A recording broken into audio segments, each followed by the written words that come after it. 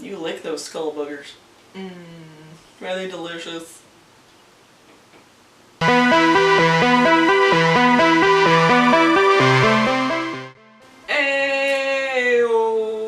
dayo, daylight come and we wanna go home. Bananas! I'm Mystic. I'm Poe. We are two broke goths, and we're gonna try something new. We're going to review a movie. Yeah! We're back on the couch! Holy shit! We are back on the couch. And we're back together again. We are reviewing Little Sister.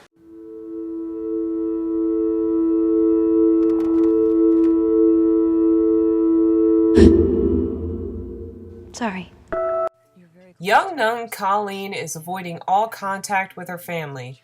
Returning to her childhood home in Asheville, North Carolina, she finds her old room exactly how she left it, painted black and covered in goth metal posters.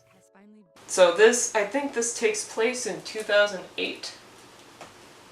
Is what they said? Yes. So, Poe. Yes. What did you think of Little Sister? It was interesting. It was interesting. There was some cringe. But it wasn't as cringy as some movies. Like The Room. The Room's pretty fucking cringy. Mm-hmm. You're tearing me apart, Lisa. It's not like bad on purpose type of cringe. No. It's some of it was just a little cringy, just because you were just like, oh, don't do that, no. Why? Did you think it was funny? Not the entire thing. There were some moments, but there weren't any like, slap your knee, chuckle. You know, it was just, all right, that's cool, that's funny. I get you. Nice joke. I like that. I agree. It was very charming in a way. I liked that I like anything that kind of fights the typical goth stereotype, and this was definitely one of those films that did that. And by that I mean goth kid has super conservative Republican parents or Christian parents, and they're just like against the whole goth thing, and usually the kid moves out at a young age because they want to be who they are. You're not my real dad. You're not my real dad. Shit like that. Yeah, and but this was actually kind of the opposite. She was really cool about, kind of not forcing her religion on her family, and she prayed at dinner, and her family kind of respected that boundary. It was kind of funny though. It was like they never forced it. They never told her don't do that, and she never told them you need to do this. Although it was really funny to see it in the opposite light. Yeah, it was interesting to see in the opposite, because normally you have it's the parents that are like basically that are doing the dinner prayer, while you have like the kids going, "Can I eat yet?" Yeah. I just want to eat now. Yeah. But instead you had the parents going like, "Ah? Huh?" Well, she's a nun, basically, and then she goes back and her family is actually extremely liberal. To put it nicely. Extremely liberal. I would say crazy liberal. Yeah, probably. Like, I don't even think it was the dad as much as the mom, but the mom had issues. She had a very obvious issue. Yeah, that was never stated in the movie. Like, it was never really talked about. There's just a lot of unanswered questions in that movie. Yeah, it was a lot of assuming things. Like, this movie really wants you to assume things, especially when it comes to the relationship of the mother and the father, which I think was my biggest beef with this entire film. At the very beginning of the movie, the mother mentions her accident, and you see a slit on her wrist, and that's all you kind of hear about her. I'm just going to assume she had bipolar disorder. That's something like that. Something like it. Some sort of mental disorder. And I hate assuming mental disorders like that, but with this movie you kind of freaking had to. And because there's so many different mental disorders. You can't. Sometimes you just gotta be like, oh hey, by the way. yeah, there's nothing wrong with the dad. The dad seems totally straightforward, like, oh, I love you, honey, and she, daughter seems to love him back. But the mom, like, there's points where she just flips out on her for no reason, and there's a part where she's holding a kitchen knife. Excuse me? Don't you think you're taking enough drugs already? What did I do? Do you really want me to answer that? Yes. Yes, I do. You're gonna have to put the knife away. And it seems like real shit's gonna go down, and it doesn't, but it's really kind of scary at those points. It would have been so easy to just throw in a heart-to-heart talk with Colleen's dad and Colleen, him stating, hey, I know it's really hard, but your mom's been having these problems, and you know this. And, yada yada yada. Yeah, the perfect part to do that would have been when she threw their weed away.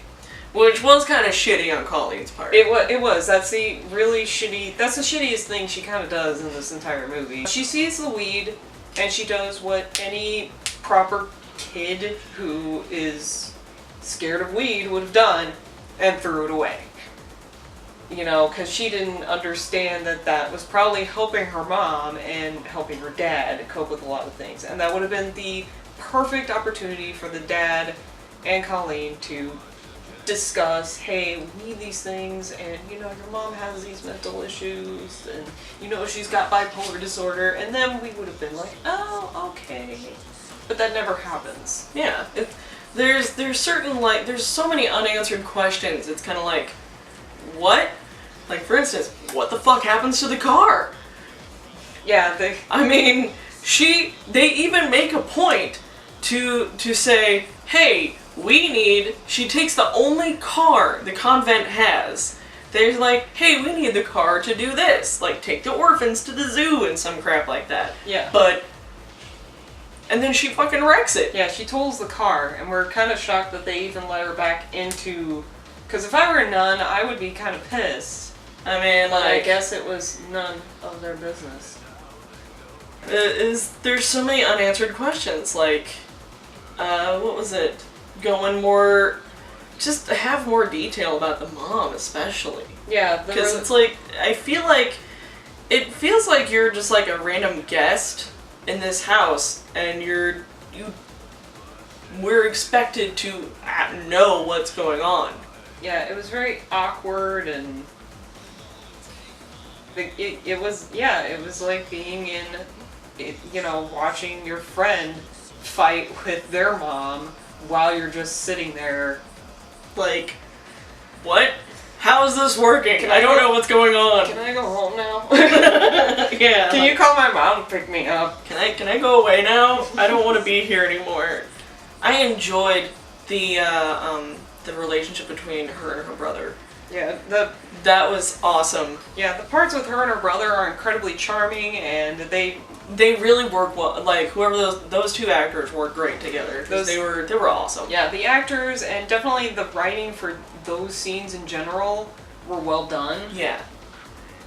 But it seemed like they kind of lacklustered everything else until they got to those particular bits. Yeah, those scenes made the movie worthwhile, in my opinion. Yeah. Just seeing those two together, because it was pretty awesome. Yeah, it's definitely a sibling bonding type of movie. Yeah. The part where she tries to get her brother out of a rut, she kind of understands that, I should, I need to go back to how I was. So she dyes her hair pink, she puts on her goth makeup, and I think she realizes along the way, I kind of like being a little bit like this still. Yeah. Like, I don't hate it, because she doesn't dye her hair back to its original color. No, she ends up dyeing it black, I think, right? Yeah, she dyes it black. And she, But she still, kept a little bit of her roots. Like, she came back and kept a little bit of her gothy roots. Yeah. Which was cool, which was fine. Because her brother made a relationship out of it. That, a certain bond, which was awesome. Part where, he's walking around without his hood on and sunglasses on, and the kid walks up and sees them both. Her with her weird pink hair, and Didn't she have something else on her, like fake blood still or something? I think a little bit. No, she had black lipstick on, eyeliner, Yeah. and really pale makeup. Yeah, she had her goth makeup on, the pink hair, and he took off his hood, and his hood and his glasses, and this little kid was like, "Are you monsters?" That part was pretty good. Yeah. I loved that one. And again, she never really, like, that's the other thing too, is she doesn't really shove her opinions or, you know, like, people around him kept going, "Oh, well, thank Obama," or "thank God," or "that you're alive," shit like that. Which is shit he didn't really... Thank you for your service. You're so... whatever. And, like, they even have a scene where this one woman just stops him in the middle of a store and tells him all, like, this weird bullshit. Like, "Thanks for your service," and then just, like, continues on this weird tangent. Yeah. That was kind of uncalled for. But she doesn't say a lot about it. No, she doesn't. And I think the only question she asks him is, "Were you scared you were going to die?" And didn't he say he did die or something? Yeah, he said some sort of dramatic thing. Yeah, there was a lot of drama. There was more drama than there was comedy. So... It was drama, but it was a little bit of interesting drama. Yeah. Which kind of kept me in the movie a little bit. Yeah, but like, it did. I wish there were more scenes of the brother and sister duo. I wish there was more scenes with them, because the scenes with the mother and the father were just, they felt forced. The scenes with the father weren't even there, hardly. Yeah, they were barely anything. But, like, the mother and everything, it just, that relationship just felt so forced. The beginning was weird. Like, she goes to, they never explained this part either. She meets up with a friend, and I guess this is another way of her trying to find herself. She meets up with a friend at this bar, and they're having some artsy performance thing that's basically reenacting 9/11. But yeah, it's like there's like people dressed up as the Twin Towers and a plane and the planes, and it was so weird. It was just, and that was cringy. It was cringy. Extremely cringy. Where you're just like, what is this shit? Yeah. And then these people are kind of judging her for being a nun. And I'm just like, are you kidding? You're judging her for being a nun? You're wearing a fucking airplane on your head. Two other things I had issues with the movie that weren't a huge deal, but they were kind of annoying. One was the lighting. Oh god, yes. The lighting starts out gray, which is fine.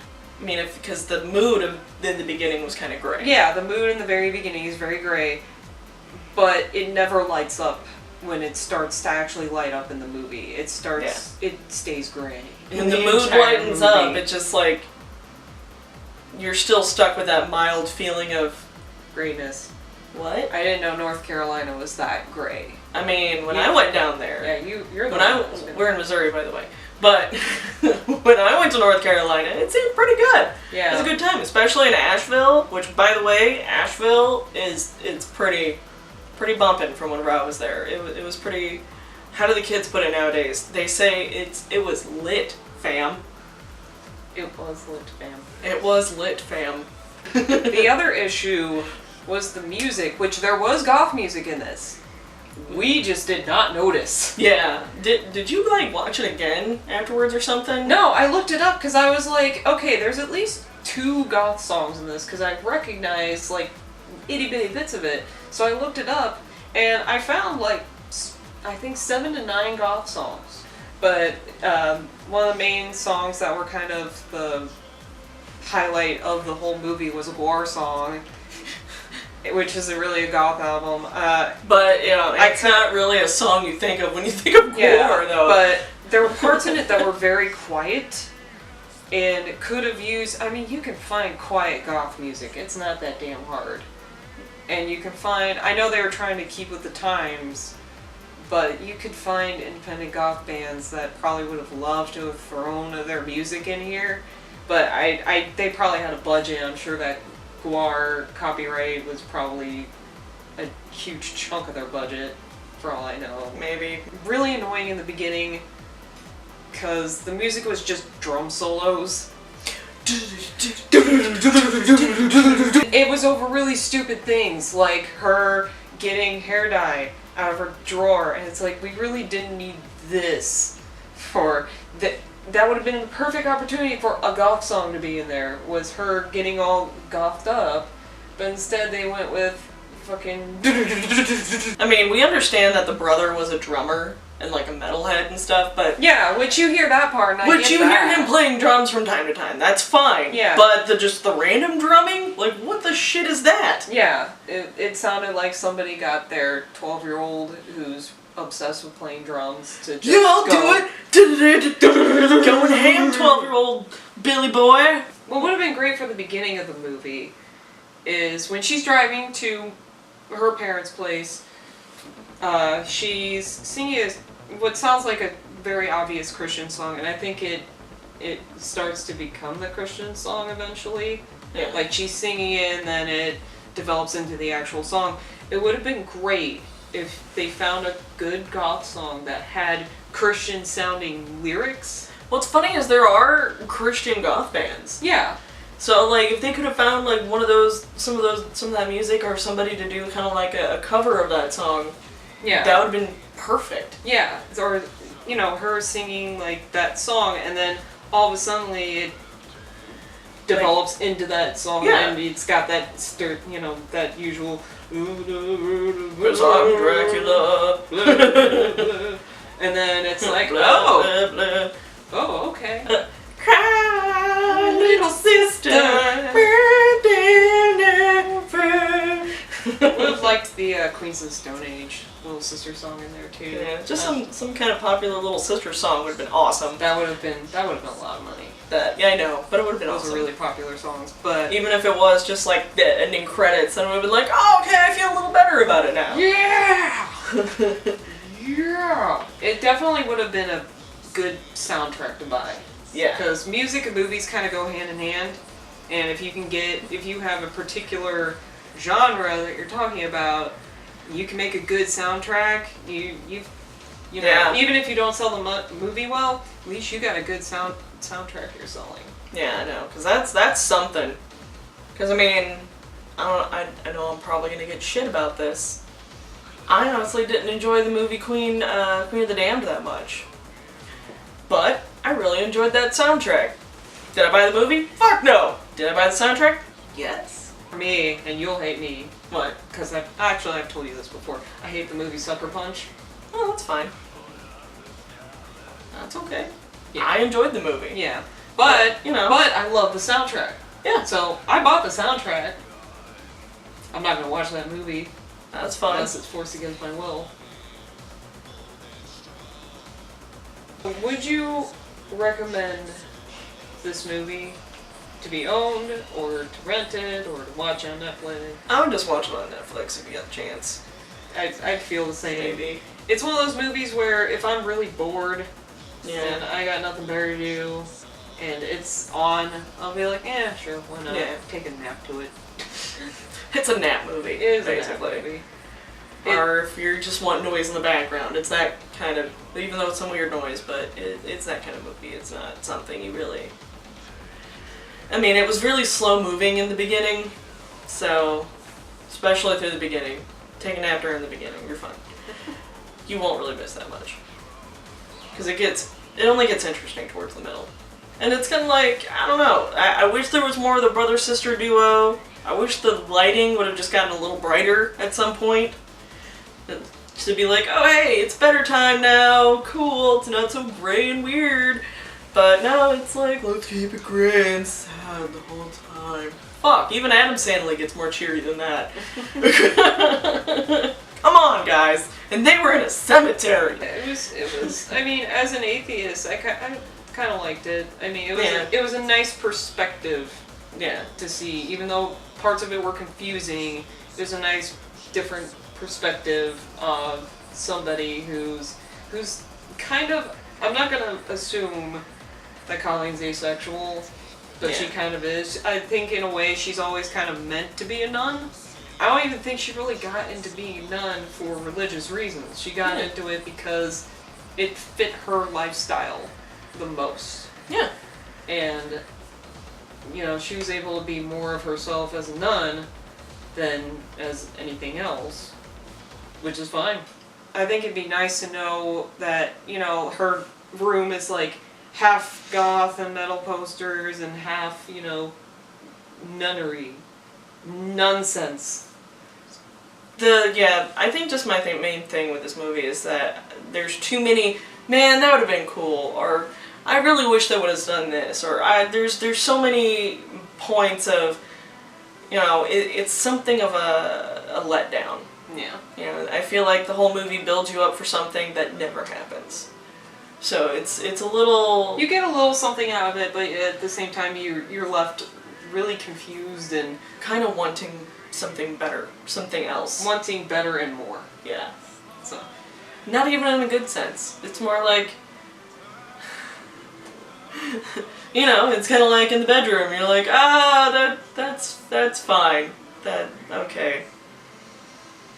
so That's alright. I didn't need to today anyway. That's okay. You got yours. That's all that matters. that is our review. Send us your opinions on if you want us to review certain albums, movies, or books. We'll look into it.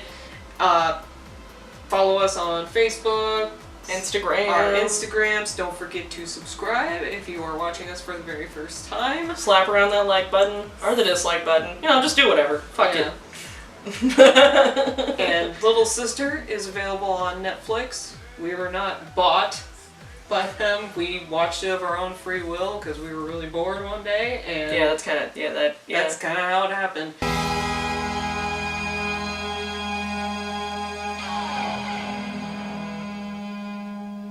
Are you monsters? Yeah. We're monsters.